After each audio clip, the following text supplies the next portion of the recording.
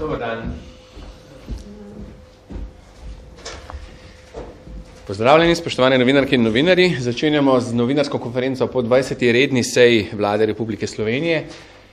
Večino časa je vlada namenila razpravi o predlogu rebalansa proračuna za leto 2015 in ga tudi sprejela.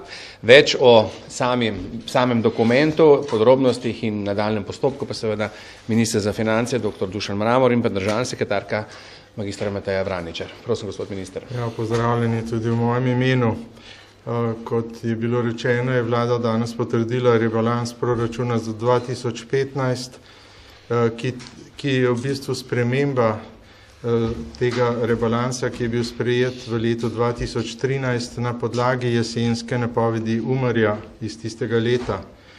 Ta izhodišča so se bistveno spremenila, kot veste, in tako smo za rebalans upoštevali tako predhodno realizacijo za leto 2014, kot tudi zimske napovedi gospodarskih gibanj za 2015, ki napovedujejo 2% gospodarsko rast. Kot je bilo že večkrat povedano, je glavni dejavnik tega okrevanja izvoz.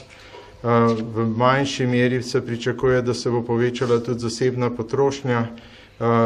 Verjetno bo tudi tukaj določeno gibanje plač, ki bo odražalo umiritve razmer na trgu dela in seveda pozitivno naj bi na gospodarsko rast vplivalo tudi zadnje leto, ko lahko še črpamo evropska sredstva iz perspektive 2007-2013.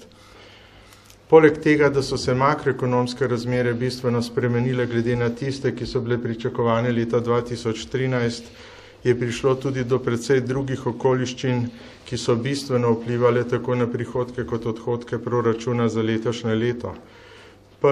Prvi je seveda izpad davka na nepremičnine, drugi, to je pač izpad prihodkov, na drugi strani nenačrtovani izdatki za obresti, ki jih je bistveno več zaradi više dokapitalizacije bank, kot je bilo to prvotno predvideno, prenizko načrtovanje za transfer v spis in seveda precejšnje spremembe tudi glede predvidenega črpanja EU sredstev. Namreč vse, kar ni bilo počrpano do leta 2015, predvidevamo, da bomo počrpali v letu 2015. Proračunski cilji za leto 2015 so naslednji. Po letu 2014, za katerega ocenjujemo, da bo imel sektor države primanjkljaj v višini 3,4% bruto domačega proizvoda brez enkratnih učinkov. Z enkratnimi učinki, kjer je največji delež dokapitalizacija bank in pa prevzem obveznosti v zvezi z deviznimi vlogami na Hrvaškem in v Bosni pa je 5,3%.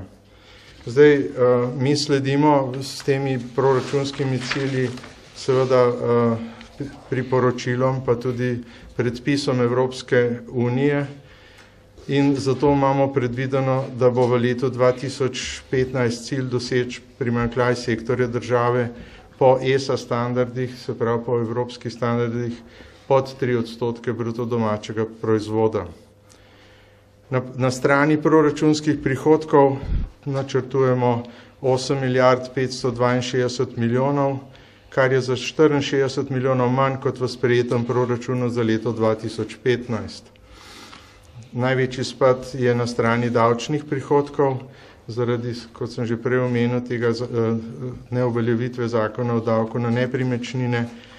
Sprejeli pa smo celo vrsto ukrepov, kjer bi ta izpad omilili, recimo ohranitev 4. dohodninskega razreda, zvišanje stopnje davka na finančne storitve, zvišanje stopnje davka na zavarovalne posle, vse to je že poznano, povišanje okoljskih dajatev pa povečanje učinkovitosti pobiranja javnih dajatev. V predlogu tega rebalansa načrtujemo 6 milijard 870 milijonov davčnih prihodkov, 578 milijonov nedavčnih prihodkov, 40 milijonov kapitalskih prihodkov in milijardo 72 milijonov prejetih sredstev iz proračuna Evropske unije. Med odhodki predvidevamo 9 milijard 947 milijonov prihodkov, to je za 461 milijonov več kot v sprejetem proračunu in za 292 milijonov več kot znaša realizacija v letu 2014. Kaj je ključna usmeritev tega rebalansa? Ključna usmeritev je zagotavljanje vseh obveznosti, zakonskih obveznosti in pa predvsem 100% črpanje evropskih sredstev za prejšnjo perspektivo, se pravi za perspektivo 2007-2013. Zdaj, zato, da bi lahko zagotovili ta prostor tudi za sofinanciranje teh evropskih sredstev in za zagotavljanje zakonskih obveznosti, je vlada sprejela cel nabor ukrepov. Jaz sem jih enkrat preštel, jih je bilo 57, od tega jih je izvršila 56, ki bodo prispevali k skupnemu znižanju odhodkov na vrsti področji, kot recimo na področjih centralizacije javnih naročil, upravljanja državnega premoženja, znižanja stroškov dela v javnem sektorju, sofinanciranja občin in tako naprej. Zdaj, razrez te odhodkovne strani pokaže, da od skupnih 9,9 milijarde evrov znaša poraba EU sredstev kar 1,3 milijarde. To so sredstva, ki bojo refinanciranja strani Evropske unije. Mi pa imamo zraven še slovensko udeležbo v višini 230 milijonov evrov. To se pravi 15,5% vseh odhodkov se nanaša na EU sredstva.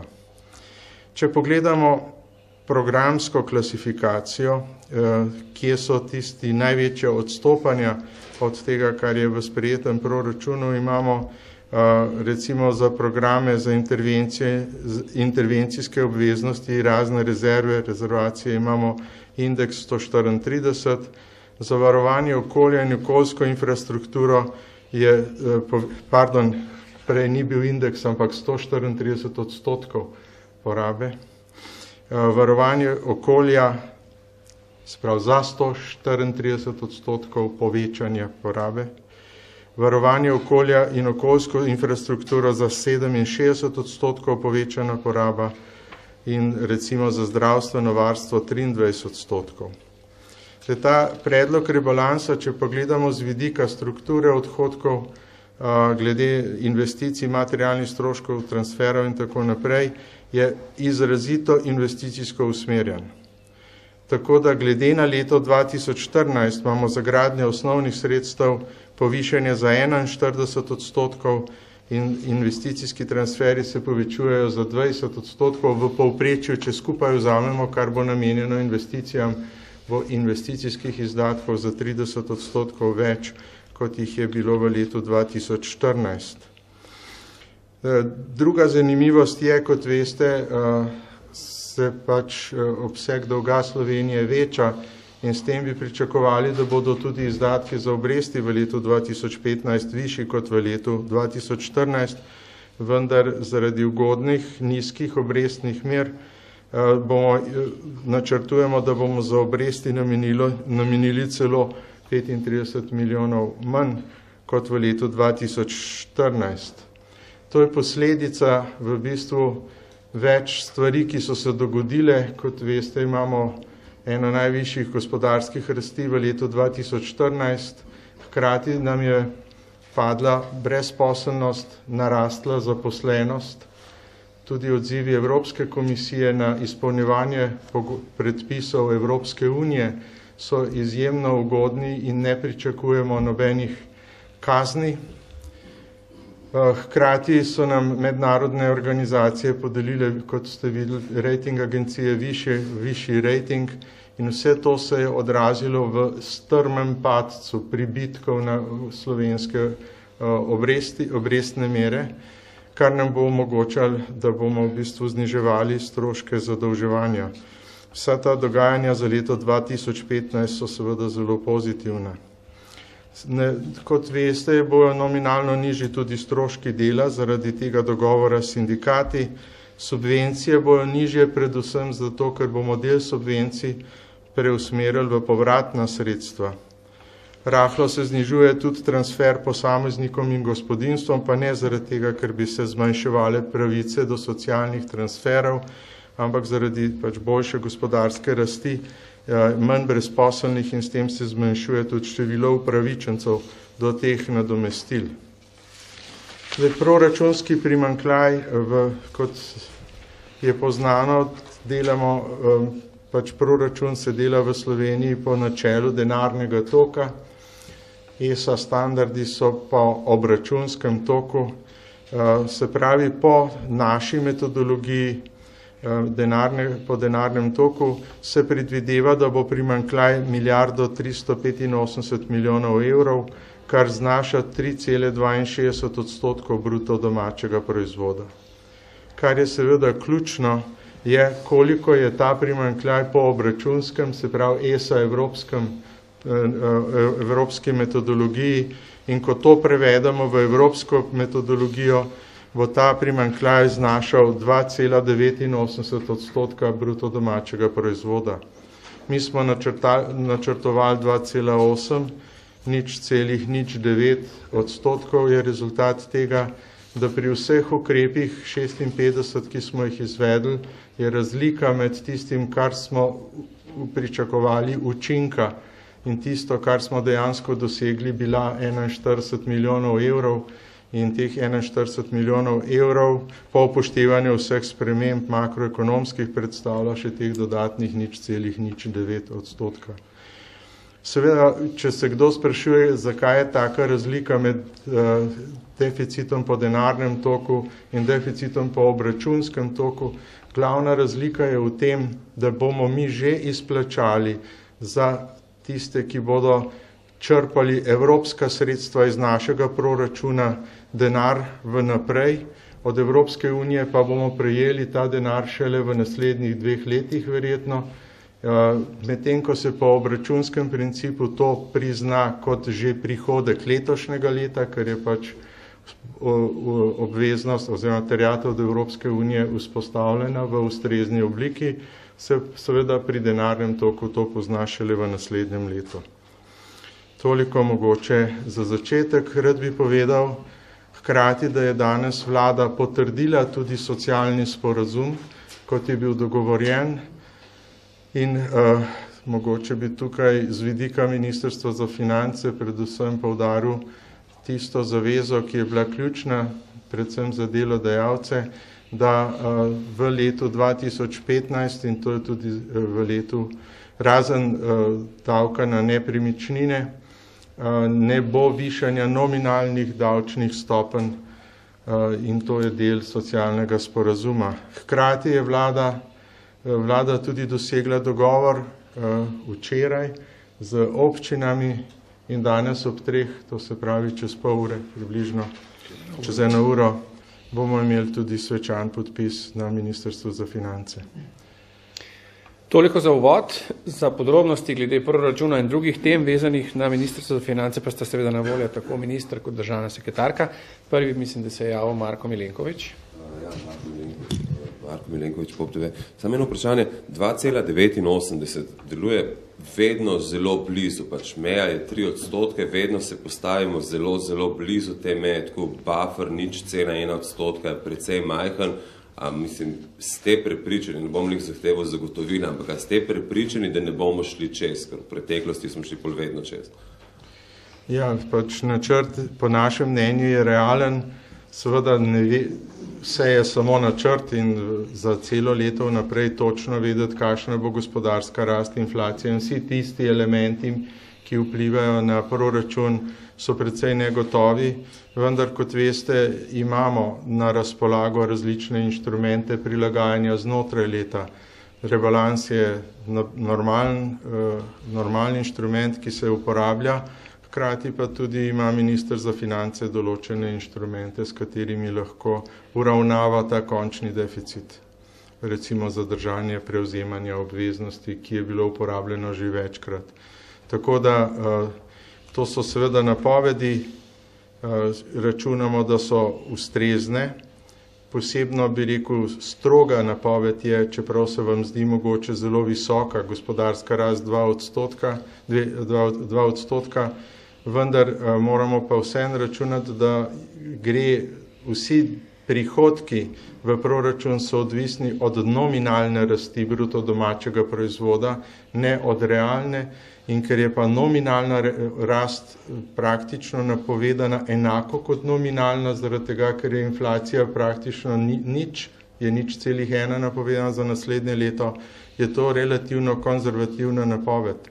Če bo uspel pač ta ukrep Evropske centralne banke z kvantitativnim sproščanjem in bo vsaj nekaj inflacije povzročil, bodo seveda tukaj te predpostavke se izkazale kot relativno konzervativne, ker bo potem nominalna rast bruto domačega proizvoda večja.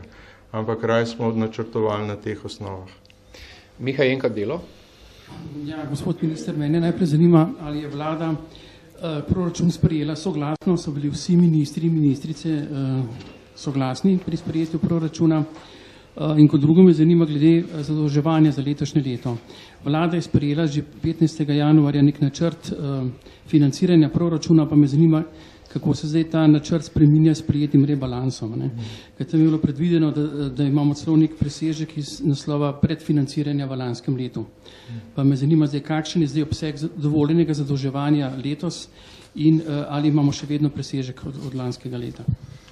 V zvezi s tem, kako je teklo sprejemanje proračuna na vladi, tako mirnega sestanka vlade, kot je bilo danes, ne pomnim, odkar sem minister, ker v bistvu smo se v zvezi s tem proračunom pogajali skoraj vsako vlado oziroma vsako drugo vlado in očitno smo v tem 4-mesečnem obdobju razčistili vse probleme in težave, ki smo jih lahko in rešili pač na nek način, ki je bil na koncu sprejemljiv za vse ministre.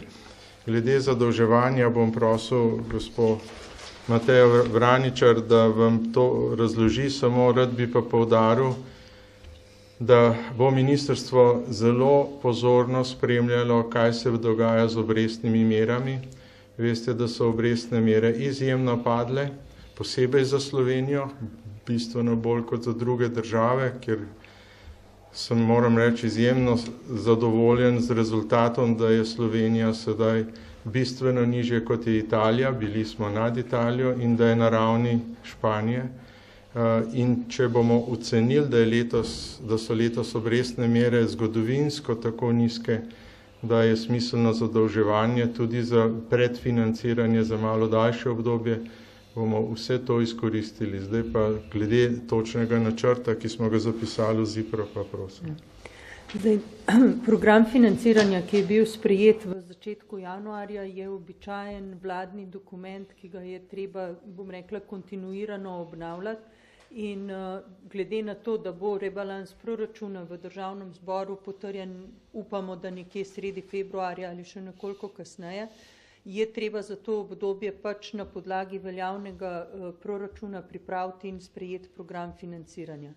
In iz tega programa financiranja, kot pravilno ugotavljate, izhaja, da je zadolževanje, ki je bilo realizirano že v lanskem letu, zadošča za potrebe tekočega delovanja oziroma za pokritje deficita po sprejetem, po trenutno veljavnem proračunu. Z rebalansom proračuna, tako kot je minister že povedal, se ta deficit povečuje in zaradi tega se z novelo zakona o izvrševanju proračuna, ki je sestavni del proračunskega paketa, v 40. členu tudi dviguje oziroma spreminja maksimalen možen obseg zadolževanja v letošnjem letu. Poleg zadolžitve za deficit imamo možnost zadolžitve še za primanjkljaj B in C bilance, to je za odplačilo dolgov in možnost imamo zadolževanja za odplačilo glavnic prihodnjih 2 let. Vendar seveda to so maksimalne številke, ki se v zakon zapišejo, koliko bo dejanskega zadolževanja v tem okviru, je odvisno od razmer, na katere je opozoril minister. Hvala lepa. Številka, ki je zdaj zapisana v ZIPRS, je 3 milijarde 974 milijonov 706 tisoč evrov. To je nova številka. To je številka, ki pa seveda vključuje tudi že predfinanciranje, ki je bilo realizirano v lanskem letu. Se pravi, dejansko zadolževanje v letošnjem letu bo znižano za lansko letno predfinanciranje. Čeprav razumem, a se bo na podlagi tega, če se odločite, da boste pač predfinancirali stare dolgove, se bo ta številka lahko še povečala, ali je to zadnja številka? To je številka, ki je zadnja za letošnje leto. Ne vključuje predfinanciranja odplačila glavnic za leto 16 in 17. Te številke se določijo potem v programu financiranja. Pravica predfinanciranja je pa že določena v zakonu o javnih financah in v to določbo ne posegamo. Jaz bi imela najprej vprašanje, te, ki so bile najbolj pereče problematike, se pravi glede šolstva. Koliko se šolstvo jemlje, se pravi in na kakšen način bo to pravzaprav, kakšna bo pravzaprav tukaj izguba, oziroma če lahko poveste konkretno, kaj ste se dogovorili glede šolstva? Glede vsakega od ministrstv bi vas rad opozoril, da sta dve vrsti ukrepov, ki so bili sprejeti. Eni tako imenovani horizontalni ukrepi, kjer gre za racionalizacijo v celem javnem sektorju in vsako ministrstvo, med njimi tudi šolstvo, pač del teh ukrepov zajame. To so ukrepi recimo pri javnih naročilih, pri informatizaciji in tako naprej. In seveda to znižanje pri šolstvu je samo sorazmerno in v celotnemu prihranku, ki se sorazmerno porazdeli po vseh ministrstvih. Sektorsko potem, to se pravi po ministrstvih, po posameznih sektorjih, pa so prihranki bili določeni v programu varčevanja in ta program je predvidel 10 milijonov evrov prihrankov. In teh 10 milijonov evrov prihrankov je moralo narediti Ministrstvo za šolstvo. V detajle vam bojo pa pač odgovorili na vsa ta vprašanja na posameznih ministrstvih. Ampak ta prihranek ostaja? Ta prihranek ostaja. Potem drugo vprašanje bi imela za občine. Vemo, da v Bruselj smo takrat pošiljali, da okrog 90 milijonov evrov morajo privarčevati. Koliko od tega pravzaprav bodo občine v resnici privarčevali? Govorimo povprečnine plus investicije. Ja, tri kategorije so, za katere smo predvideli, da bo prišlo do varčevanja, in sicer to je posebna solidarnost. Tukaj je bilo v višini 8,6 milijona, potem so bile povprečnine v višini 63 milijonov in potem še investicijski transferi v občine v višini 20 milijonov. Končni dogovor je, da teh solidarnostne izravnave ne bo, se pravi 8,6 milijonov, in da je pri povprečnini prihranek 23 milijonov, 22,8 milijona. Glede na 536,40 milijonov in pri investicijskih transferih 10 milijonov, se pravi skupaj okoli 60 milijonov evrov. Se pravi, da je razlika med tistim, kar smo načrtovali, in tistim, kar je bilo z občinami doseženo, približno 30 milijonov evrov. Bi pa rad opozoril, da smo pa pri nekaterih ukrepih imeli pa boljše izplene, tako da, kot sem prej rekel, če vzamemo vse ukrepe skupaj, tiste na prihodkovni in odhodkovni strani, je neto rezultat bil na koncu 41 milijonov evrov. Jaz bi imela še dve vprašanje. In sicer eno vprašanje me zanima, razrezi po ministrstvih. Ja. Kdaj bomo to dobili, oziroma pač enostavno, katero ministrstvo je izgubilo največ, katero pridobilo največ? Še enkrat bi vas rad opozoril, da v bistvu ministrstvo je pri horizontalnih ukrepih dobilo izgubilo, kot vi to imenujete, oziroma so se zmanjšali njihovi odhodki v odvisnosti od tega, kako velik je proračun posameznega ministrstva. Sprav neko ministrstvo, ki ima 1,6 odhodkov, seveda je veliko večji delež tega učinka horizontalnih ukrepov na njih odpade kot na druge, vendar seveda imajo oni možnosti veliko večje racionalizacije. Kako gre pa po sektorskih, to smo vam pa že dali. Te ukrepe smo vam pa že dali. To smo dali že v oktobra, 22. oktobra, ko smo poslali na Evropsko unijo in je bilo tudi objavljeno na domači strani Evropske unije v okviru tega draft budgetary plan. 700 milijonov evrov. Tako in je pa po vsakem sektorski ukrepi so tudi navedeni po ministrstvu. Ampak koliko od teh? Razrez bomo dali jutri. Koliko od teh 700 milijonov evrov v bistvu v resnici smo mi zdaj realizirali? Realizirali smo vse razen 41 milijonov evrov. Aha, to je pa od teh občin predvsem. Ne, občine so samo, kot sem rekel, 60 milijonov, bile predvidene je bilo 90.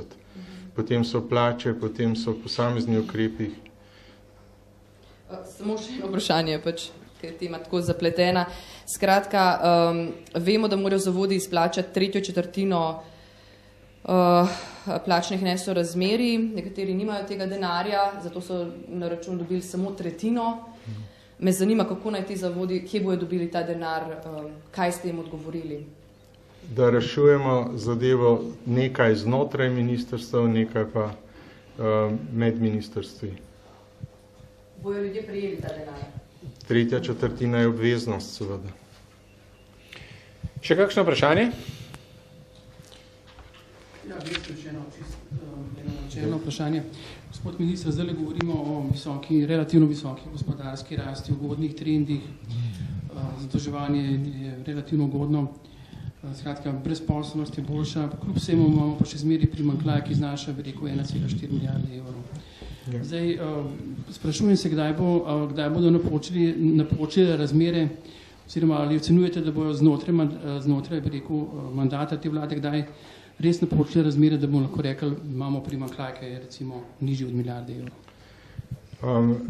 V bistvu ta primanjkljaj, ki ga imamo pred seboj, velika večina tega, kar je nad milijardo, je to, kar je naša terjatev za evropska sredstva, ki jih bomo mi izplačali našim, ki jih koristijo, ne bomo pa še dobili z Evropske unije. To je ta razlika, da je relativno visok znesek, ker kot veste, 2,89 je bistveno manj odstotka BDP-ja. Glede tega pa vprašanje je zelo na mestu. Če vemo, da je inflacija nič in da imamo 2% gospodarsko rast, so prihodki v proračun popolnoma enaki, kot če bi bila 2% inflacija in nič gospodarska rast. To se pravi, z vidika proračuna je še vedno to težko obdobje, čeprav imamo na drugi strani seveda, bi rekel, olajšanje za proračun z vidika večje zaposlenosti, kar pomeni več prispevkov in na drugi strani manj brezposelnosti, kar zahteva manjše transfere. Z tega vidika je v redu, ampak proračunski prihodki so pa relativno, bi rekel, šibki pri taki gospodarski rasti, nominalni. Druga stvar, ki je pomembna, je gospodarstvo trenutno gospodarska rast je dobra v Sloveniji in ena najvišjih v EU, v realnem delu. Vendar je to prva po daljšem obdobju krize, hude krize, malo manjše krize in je zato, bi rekel, krhka.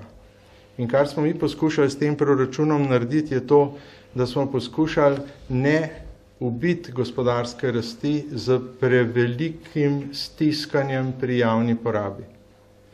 In zato smo želeli javno porabo obdržati čim bližje tisti, ki je v letu 2014 bila in na ta način ne negativno vplivati na gospodarsko rast. Zato smo se tudi odločili za tak odstotek primanjkljaja bruto domačega proizvoda po ESA metodologiji. Mnoge države so naredile isto. So šle na 2,8, recimo Irska je tako naredila, Italija je tako naredila, ker poskušajo narediti čvrsto gospodarsko rast in jo ne zavreti z pretiranim varčevanjem. Vnaprej pa predvidevam, da bo možno v naslednjih 4 letih se držati pakta stabilnosti in rasti in po 0,5% zmanjševati strukturni deficit. To bo zagotovo načrt in tako smo tudi dolžni narediti v skladu z evropskimi pravili. Še 2 vprašanje bom sprejeli, Vesna Zadravec, potem Marko Milenković. Jaz bi vprašala, dejali ste, da se v povprečju investicije dvigujejo za 30% glede na lani. Tako. Zanima me, zakaj se bo ta denar porabil? Precej tega je že določeno z vidika te stare perspektive, so že te obveznosti prevzete. Zdaj jaz natančnega seznama oziroma slike ne morem podati, vam pa lahko iz, ne vem, mogoče Mateja, NRP-ji so takole debeli. Je zelo veliko, Slovenija ima to značilno zelo veliko relativno majhnih investicij za črpanje evropskih sredstev, kar je tudi naša težava.